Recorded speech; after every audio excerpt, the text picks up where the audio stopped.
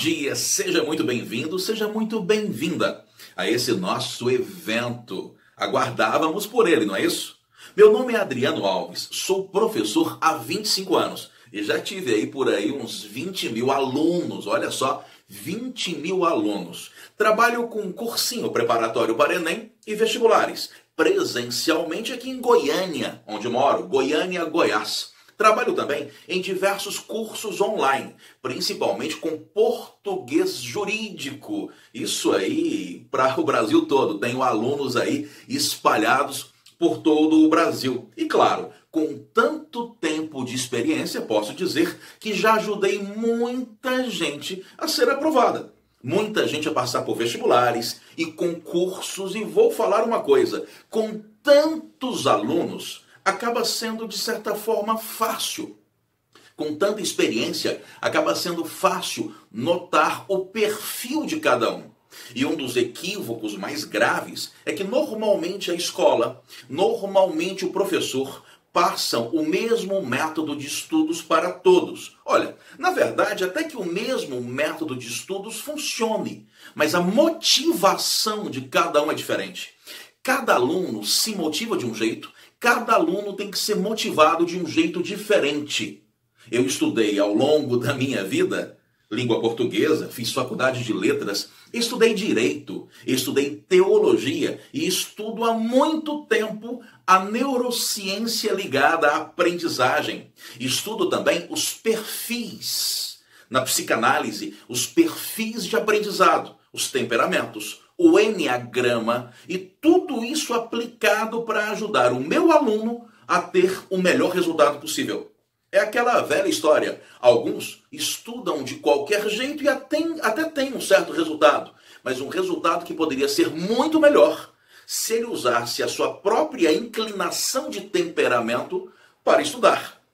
Antes de nós falarmos um pouco aqui em nosso evento sobre os temperamentos e sobre aquilo que é importante demais para você, deixa-me dizer, hoje eu trabalho aqui em Goiânia, no Colégio e Curso WR, trabalho no Prepara Enem e trabalho no Átrio Ensino Superior e Pós-Graduações, trabalho na Rede Júris. É importante que você entenda, então, que eu quero usar essa minha experiência para te ajudar. Para ajudar você a ter mais resultado com um jeito de estudar e, é claro, esse jeito de estudar associado ao seu perfil de estudante. Preste atenção, é importante antes de qualquer coisa termos uma rápida conversa sobre neurociência. Eu daria um outro curso só sobre isso, prometo. Mas escute só, nos últimos 30 anos, a ciência ligada ao cérebro avançou muito. Avançou demais. Hoje, por exemplo, fala-se muito em uma palavra que é plasticidade, termo associado ao cérebro. Isso mesmo, porque quando alguém me pergunta assim, professor, se o aluno é ruim em matemática, isso é uma questão lá da fisiologia do cérebro ou é falta de estudar o assunto? Isso acontece por quê? As duas coisas. Plasticidade. O cérebro é plástico. E olha que interessante. Isso significa que quando você se dedica a um determinado assunto, a uma determinada habilidade, o seu cérebro se modifica, inclusive fisiologicamente. Ele é plástico. E essa adaptação dele não é só do ponto de vista da abstração e do armazenamento de informações. O seu cérebro se acomoda, inclusive fisiologicamente. E hoje, mais do que nunca, se sabe que estudar exige duas coisas. Exige preocupar-se com a informação e preocupar-se com o ato de pensar. É só assim que você gera conhecimento. Se não for assim, você não gera conhecimento. Interessante. Antigamente, há 40 anos, era muito comum que o aluno tivesse que decorar muito. O aluno decorava demais. E nós até entendemos. Na época não havia Google. Na época não havia internet doméstica como nós temos hoje. Então o aluno tinha que memorizar mesmo. Até porque boa parte daquilo que ele tinha que saber tinha que estar armazenada como informação. Antigamente, por exemplo, as pessoas tinham que memorizar os números de telefones de amigos e familiares. Hoje, com as novas tecnologias, decorar ficou fora de moda. E hoje nós falamos em pensar. E estamos cometendo o seguinte equívoco: o desprezo pela memorização é prejudicial. Porque se há 40 anos as pessoas decoravam e não pensavam, ou pelo menos é isso que dizemos, hoje muita gente quer pensar sem ter memorizado. E é fundamental para a neurociência, para a neurolinguística, para que você domine as habilidades ligadas ao ato de estudar, é fundamental que você crie mecanismos para memorizar, mas que você exercite o ato de pensar. É só assim que você gera um negócio chamado conhecimento. E eu falava agora há pouco sobre plasticidade. Olha só, pensar, repetir, pensar, analisar, associar. Isso está relacionado, inclusive, às sinapses que você forma entre neurônios no seu cérebro. As pontes nervosas de sinapses que você forma aí dentro da sua cabeça. E essas pontes estão associadas à mudança do formato, em certa forma, do próprio cérebro. Do formato. E isso está relacionado ao que eu chamava agora há pouco de plasticidade.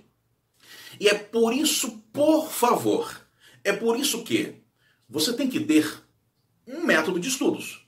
Seja um horário, aquele horário organizadinho, semanal, ou seja uma lista de tarefas. Alguns preferem aquela lista de tarefas. Olha, hoje eu vou estudar esse assunto. Não é? Esses professores, essas matérias, vai estudando e vai riscando, cumprindo as tarefas. Tem gente que prefere assim. Mas uma coisa você tem que saber, é que você se sabota. Tá, vários métodos são eficazes. E é interessante como que, nesse sentido, o que você tem que descobrir é como você está se sabotando. De que maneira você sabota você. Porque, preste atenção, atenção máxima, por favor. Você tem que pensar, mas tem que memorizar. Aí o aluno me pergunta: professor, fazer resumo é legal? Aquele resumo no caderno? Escrever? Olha, é bom como ferramenta de fazer você prestar atenção. Só que o resumo, muitas vezes, é uma péssima ferramenta de recapitulação. Revisar é fundamental. Revisar é fundamental. É por isso que, quer você faça o seu resumo ou não, é fundamental que você escreva do seu jeito mesmo, com a sua letra, com a sua mão, num caderno, num fichário, não importa, usando fichas. É fundamental que você anote os tópicos do assunto. É fundamental que você anote os tópicos do assunto. Por exemplo, você abre o livro lá de zoologia no capítulo sobre poríferos. Aí você vai estudar poríferos. Você lê o conteúdo, estuda tudo, faz o resumo do jeito como você quiser, mas uma coisa que não pode faltar é você ter uma ficha, um caderninho, algum lugar, para você escrever assim, ó, poríferos. Aí você vai escrever lá, poríferos. O que você não pode esquecer sobre poríferos? Você não pode esquecer o conceito. E olha que interessante, você anota conceito e muitas vezes nem anota qual é o conceito. Você anota só a página do livro em que está o conceito. Você coloca classes. E você nem anota quais são as classes. É só um roteiro mesmo. É só um gatilho mental. E você anota lá a página do livro ou da apostila em que você estudou o assunto. Às vezes, eu até coloco assim, ó, número 3. Só para eu lembrar que os poríferos têm 3 classes. Ascon, Cicon e Leucon. Só para lembrar isso. Uma característica que eu quero lembrar. Puxa, eu quero lembrar uma característica. Eu não anoto qual é. Porque quem tem que lembrar é o meu cérebro. Não é o caderno. Inclusive, cuidado com uma coisa, tá? Para a neurociência, anotar tudo de tudo, copiar tudo de tudo, é uma técnica de esquecimento. É uma forma de você esquecer tudo. Quando você faz um resumo em que você anota tudo. Até porque se você anota tudo, o seu cérebro relaxa. E pensa, poxa, está tudo anotado, então eu não tenho que memorizar isso aí. Não será necessário memorizar ou entender, já está tudo anotado. Tanto é verdade que tem gente que usa isso como terapia para conseguir dormir. Pessoas muito ansiosas que têm insônia porque ficam pensando na quantidade de coisas que tem que fazer no dia seguinte. Uma técnica para superar essa ansiedade é a pessoa levantar e anotar os tópicos do que tem que fazer no dia seguinte. Aí o cérebro relaxa. Puxa, não corro mais o risco de esquecer. É por isso que uma técnica fundamental de estudo é essa. Você anotar tudo que você tem que lembrar. Você não anota tudo em relação a toda a informação, mas anota os tópicos. Primeiro eu tenho que lembrar o conceito. Depois eu tenho que lembrar as classes. Depois alguma característica. Beleza. Agora eu vou para o próximo capítulo. Aí eu anoto capítulo 2. Aí eu coloco lá os tópicos do capítulo 2. Isso, isso e isso. Fechou. Quando eu for estudar o capítulo 3, eu rapidamente passo os olhos no que eu anotei no capítulo 1 e no que eu anotei no capítulo 2. Se eu tiver esquecido alguma coisa, eu vou lá exatamente na página. Eu vou de forma direta e lembrar aquilo que eu anotei. Quando eu for para o capítulo 4, eu vou rapidinho dar uma olhada no que eu anotei, nos tópicos que eu anotei. Do capítulo 1, do capítulo 2, do capítulo 3. Quando eu for para o capítulo 5, eu rapidamente passo a vista no capítulo 1, no capítulo 2, no capítulo 3, no capítulo 4. Quando eu estiver no capítulo 5, eu vou saber o capítulo 1 e o capítulo 2 completamente de cor. E eu vou entender e memorizar ao mesmo tempo. Eu vou conseguir dar uma aula sobre o assunto. É por isso que neurocientificamente, quem explica um assunto aprende muito mais. E por que você aprende muito mais? Porque ao explicar um assunto, você precisa organizá-lo para que ele faça sentido. E ao organizar, começa a fazer sentido para você também. Muita gente sabe muito, mas o conteúdo dentro da cabeça da pessoa é uma bagunça miserável. A pessoa até que tem muita informação, até que tem muitos raciocínios, mas a cabeça está muito bagunçada. Uma pessoa que tem uma dificuldade de se organizar e que precisa muito desse método são aqueles que têm um temperamento sanguíneo. Assunto de que eu vou falar um pouco mais daqui a pouquinho. Mas preste atenção. Olha a importância de você anotar os tópicos. Importante demais. Quando, por exemplo, em aulas de literatura, eu vou fazer a análise literária de algum romance, eu já sei exatamente os tópicos em que o assunto tem que ser abordado. Eu sempre falo primeiro do título e depois eu falo de 10 tópicos.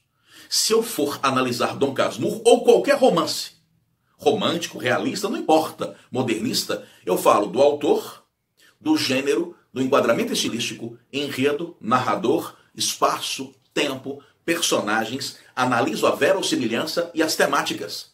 Eu sempre falo desses 10 tópicos, porque isso faz com que a minha cabeça se organize e a cabeça do meu aluno fica organizada. Estudar é também um exercício de organização. E, por favor, muita coisa que você entende, você só entende a partir do momento em que isso fica organizado dentro da sua cabeça. Então, ao estudar, não basta que você fique atento e crie mecanismos para entender enquanto você está estudando. Você tem que criar mecanismos que facilite a revisão do material. Então eu estou estudando uma matéria qualquer. Quando eu estiver lá no capítulo 15, eu tenho que ser capaz de, em 5 minutos, em 10 minutos, dar uma olhada em todos os 14 capítulos anteriores. Rapidinho, porque se eu tiver esquecido um tópico, eu consigo voltar de maneira cirúrgica e estudar aquele tópico que estiver faltando. Então, estudar é também uma ferramenta de revisar e revisar e revisar e revisar. Porque se você não fizer isso, você continuará tendo aquela impressão de que você só estuda hoje para esquecer amanhã. Na verdade mesmo, todo mundo estuda hoje e esquece amanhã, ou depois de amanhã. Aprende mais aquele que cria ferramentas de revisão. E ferramenta de revisão não é ficar só com o livro aberto, não é anotar aqueles resumos enormes. A melhor ferramenta de revisão é anotar os tópicos, para que você possa voltar a eles quando precisar. Agora, o que eu quero falar para você nesse segundo momento, desse nosso evento, desse domingo, e mais uma vez agradeço a você por estar aí comigo, é o seguinte: saber o que deve ser feito, nós sabemos. O que acontece é que os alunos têm temperamentos diferentes. E cada aluno cria, a partir do seu temperamento, um mecanismo de autossabotagem. E é fundamental que você descubra qual é o seu temperamento para entender de que maneira você se sabota. Como é que você faz para sabotar você mesmo, hein? Pois bem, é claro que você é você. E você é único no mundo. Cada pessoa é única no mundo. Só que a construção de nossa percepção de mundo é feita a partir do reconhecimento de padrões. Por que o aluno precisa resolver muitas questões de matemática para ficar bom? Porque quando ele pegar uma questão na prova, ele vai pensar, puxa, já fiz uma parecida com essa. Ele vai reconhecer padrões. Ou seja, mesmo que cada pessoa seja única no mundo, ainda assim é possível estabelecer padrões de comportamentos. É o que a psicanálise faz. É o que a psicologia faz. É o que a medicina faz. Reconhecer padrões, para que você possa prever algumas coisas.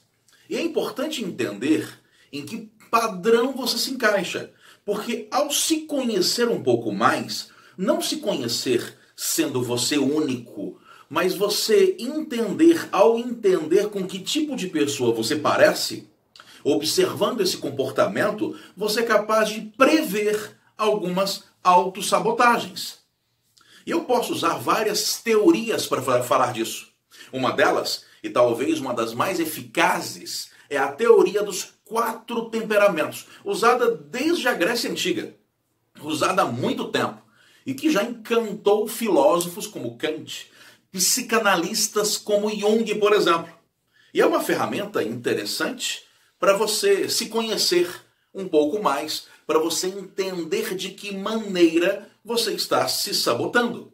É fundamental perceber isso. É fundamental saber isso. Agora, por favor, agora no século XXI, a ideia dos 4 temperamentos, a teoria dos 4 temperamentos tem retornado com força total.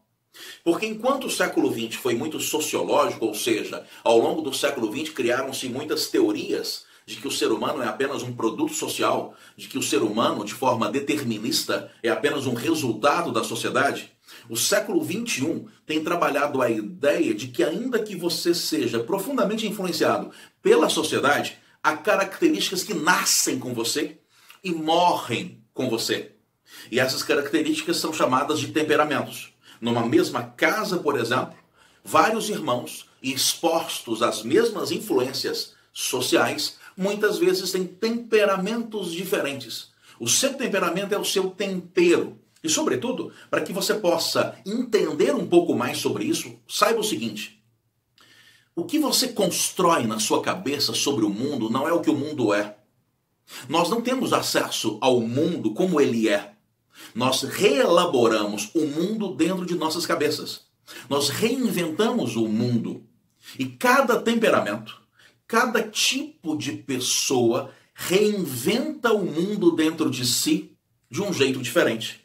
Dessa forma, os sanguíneos reinterpretam o mundo de um jeito. Os coléricos reinterpretam o mundo de outro jeito. Muitas vezes o que é essencial para um sanguíneo não é essencial para um colérico. Os melancólicos entendem o mundo de outro jeito. E os fleumáticos entendem o mundo de outro jeito. E é importante você saber qual é o seu temperamento para que você compreenda o que motiva você. Não, tudo bem que aquela regra de estudo de que eu falava agora há pouco, de anotar os tópicos, que aquilo sirva para qualquer temperamento. Só que cada um vai se sabotar de um jeito. Cada um precisará de um elemento motivador diferente para continuar firme estudando. Até porque cada pessoa no mundo tem prioridades diferentes. Cada pessoa no mundo tem um tipo de prioridade. É por isso que muita gente que estuda o assunto, eu já li aí muitos livros a respeito disso, desde a Grécia Antiga até a psicologia e a psicanálise atuais, diversos e diversos livros, muitos gostam de usar a simbologia grega para tratar do assunto. Gostam de falar, por exemplo, que os temperamentos fazem parte da dimensão mineral do ser. Como assim? Dimensão mineral? É que é aquilo que não muda, que de alguma forma não se sabe ainda por que é assim. E isso permanece na sua vida. Se você é fleumático, você sempre será fleumático. Você poderá trabalhar isso. Você poderá criar mecanismos para lutar em relação a isso, para potencializar suas qualidades e minimizar seus defeitos. Mas você sempre será fleumático. Para você entender isso agora, preste atenção no seguinte. Por favor, imagine que eu divida essa circunferência em dois lados. Essa parte para cima, norte, e essa parte para o sul. Vamos falar assim. Vamos chamar essa parte de cima de quente e essa parte de baixo de frio, como os gregos colocavam. As pessoas quentes são quentes em relação à maneira como elaboram e reelaboram o mundo. As pessoas quentes são aquelas que expandem, são aquelas que preferem a ação, que gostam de agir. Essas são as pessoas quentes, aquelas que falam muito, agem muito, certo? As pessoas frias são as mais introspectivas, aquelas que vivem mais por dentro, são as pessoas mais frias. O quente expande, o frio retrai. Muitas vezes, quando você conversa, por exemplo, com um colérico, ele já começa a agir imediatamente. Ou quando você conversa com um sanguíneo, ele fala imediatamente. Já o fleumático e o melancólico, quando você fala com eles, eles ficam olhando para você, pensando, e você por um momento até acha que eles têm sido indiferentes a você. Mas na verdade eles estão, primeiro, absorvendo aquilo. Os fleumáticos e os melancólicos absorvem para falar depois, quando falam. Já os quentes, sanguíneos e coléricos expandem. Vamos pensar primeiro nessa divisão. Agora vamos pensar, segundamente, numa outra divisão. Do meu lado esquerdo, aí do seu lado esquerdo, né? Do seu lado esquerdo, os úmidos. Do seu lado direito, os secos. Quem são os úmidos? Os úmidos são aqueles que abraçam, que envolvem. São aqueles que odeiam divisões, querem paz com todo mundo. Aqueles que preferem a paz, que não racham, que não dividem. Diferentemente daqueles que são secos. O elemento seco racha, divide, gosta de separar o mundo entre nós e eles. Gosta de separar o mundo entre nós e eles. Esses são os elementos secos, os coléricos e os melancólicos. E agora, por favor, uma rápida observação. Por favor, uma rápida observação para você entender, sem tomar muito o seu tempo, para você entender de que maneira você pode estar se sabotando.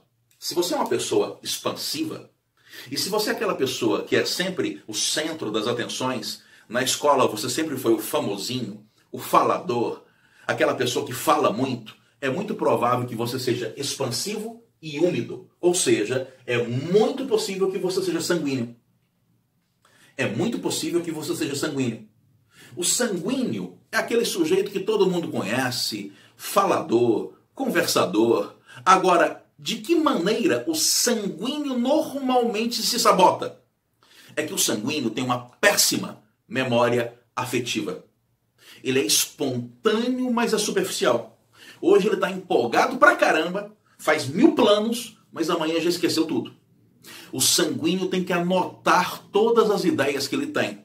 Ele precisa anotar direitinho o seu plano de estudos. Porque todo dia ele precisa ler aquilo e se lembrar. É porque o sanguíneo é muito empolgado naquele momento. Amanhã ele já esqueceu tudo. E é fundamental, portanto, que o sanguíneo anote todo o seu plano de estudo, porque senão ele esquece. Então, preste atenção. Se você é uma pessoa que fala muito, que fala antes de pensar, ou melhor, que você fala antes de pensar e antes de agir, se você é aquela pessoa divertida, é sempre o centro das atenções, preste atenção. Você tem que anotar tudo, porque você tem uma péssima memória afetiva. E quando eu falo memória afetiva, é que você todo dia tem um elemento motivador diferente. O sanguíneo é aquele que começa e nunca termina. E por isso ele tem que anotar para no dia seguinte lembrar qual era a motivação do dia anterior. Mas se você é colérico, você normalmente é confundido com uma pessoa raivosa, nervosa. Qual é o colérico? O colérico é aquele que é expansivo. Na verdade, ele nem fala tanto. Quem fala mais é o sanguíneo. O colérico é mais caracterizado pela ação. O colérico age muito, só que age sem pensar. E ele tem um problema de hierarquizar. Se o problema do sanguíneo, se o sanguíneo se sabota pela falta de organização da empolgação, se ele esquece o que o estava empolgando, se o sanguíneo precisa anotar tudo para não esquecer, o colérico precisa anotar para hierarquizar. O colérico é aquele que só consegue fazer uma coisa de cada vez. Se ele ficar pensando em tudo ao mesmo tempo, ele perde a paciência, joga o livro fora e fala que não tem paciência para estudar, que ele prefere a ação, prefere a vida prática. Mas o colérico pode controlar essa autossabotagem. É só ele fazer uma lista de tarefas e estabelecer prioridades. O colérico tem uma enorme dificuldade em hierarquizar, em fazer uma lista da atividade mais importante para a atividade menos importante. Interessante. O sanguíneo se sabota porque hoje ele tem um plano. Amanhã ele já esqueceu o plano. O colérico se sabota porque ele quer fazer antes de planejar. Ele já quer fazer logo, é aquele sujeito que pega o livro e passa o dia todo estudando a mesma matéria. O colérico tem que parar para hierarquizar, para organizar o seu estudo. Organizar o seu estudo. Enquanto o sanguíneo é o falador gente boa, o colérico é aquele que adora o enfrentamento. O enfrentamento. Já, por exemplo, na parte de baixo da nossa circunferência, o melancólico é frio. Isso quer dizer que ele fala muito pouco. Presta atenção e fala muito pouco. Mas ele é seco. Isso quer dizer o quê? Que ele tem mania de perseguição. Se ele é seco, ele racha. Se ele é seco, ele não abraça como o úmido. O seco é aquele que faz diferença entre nós e eles. O melancólico é aquele que precisa de doses de euforia o dia todo. Se você é uma pessoa melancólica, você tem uma veia artística. Você tem uma capacidade enorme de introspecção. Mas você tem que tomar cuidado para a sua tristeza não atrapalhar você. Você se sabota, nesse caso, pela tristeza. E você tem que tomar cuidado com isso, para não deixar a tristeza atrapalhar seus estudos. Muito aluno acaba tendo um ótimo plano de estudo, mas não estuda porque fica sofrendo. Puxa, eu sofro demais, eu tenho muitos problemas. O melancólico precisa todo dia anotar na própria agenda: o meu sofrimento não é o único do mundo. Muitas outras pessoas sofrem como eu. Muitas outras pessoas têm problemas como eu. O melancólico tem uma cabeça muito organizada, uma rotina muito bem estabelecida. E como ele é seco, ele tem essa facilidade de organizar tudo, de separar o que é útil daquilo que não é útil. O problema dele é que ele é afetivo demais. E se ele é afetivo demais, ele gasta muito tempo se desgastando emocionalmente por aquilo que não vale a pena. E ele tem que saber disso. Porque ao saber disso, ele acaba se aplicando mais aos estudos. Os fleumáticos são aqueles que são úmidos. O úmido é aquele que tenta apaziguar tudo, que entende tudo e todos. É o caso dos sanguíneos e os fleumáticos. Eles são úmidos. São aqueles que tentam entender tudo e todos. Só que o fleumático é frio. ele absorve, é introspectivo. Enquanto o sanguíneo fala e não age, o fleumático, perdão, falei besteira, enquanto o sanguíneo fala sem pensar, o fleumático é aquele que pensa demais e fala de menos. O fleumático é aquele que pensa muito, retrai-se muito, só que ele é mais acomodado. Ele tem uma capacidade enorme de organização, tem uma capacidade enorme de criar rotinas, é conservador, mas ele é acomodado, deixa para amanhã, tem um horário de estudos perfeito na cabeça, mas deixa para amanhã, deixa para amanhã. O fleumático precisa de motivação todo dia, ele precisa criar metas diárias. Por quê? Porque a cabeça dele é muito organizada, mas ele tem que aprender a criar uma meta para cumprir na ação o que já está organizado e hierarquizado na sua cabeça. Então, preste atenção. Se você é fleumático, você tem ideias fantásticas, mas tem uma dificuldade enorme de colocá-las em ação. Qual a saída para você? Criar metas para você. Metas diárias de ação. Se você é melancólico, o seu problema principal é que você passa mais tempo sofrendo do que fazendo.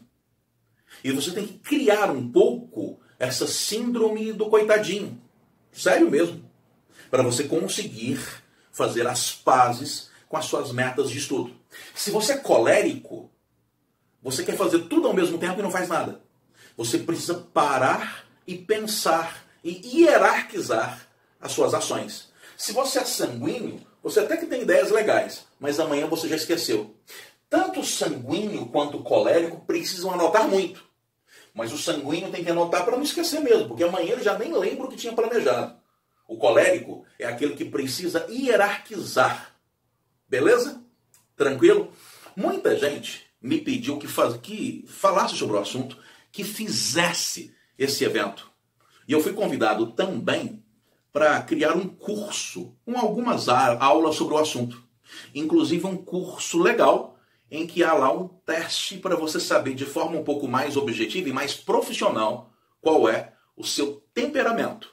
E saber um pouco mais sobre você vai ajudar você profundamente. É um curso que tem muito conteúdo, apesar de um número 10, um pouco mais de aulas, 10, 12 aulas aproximadamente, mas um curso que vai ajudar você demais, demais, demais a lutar aí para organizar melhor a sua vida de estudos. Estará aí aberta a inscrição para esse curso, o link estará aí para você, aberta a inscrição ainda hoje. E é uma tarefa fundamental, né? Muito conteúdo. Na verdade, eu li cerca de 30 livros sobre o assunto e condensei tudo nesse curso. Falou? Obrigado por você. Abraço.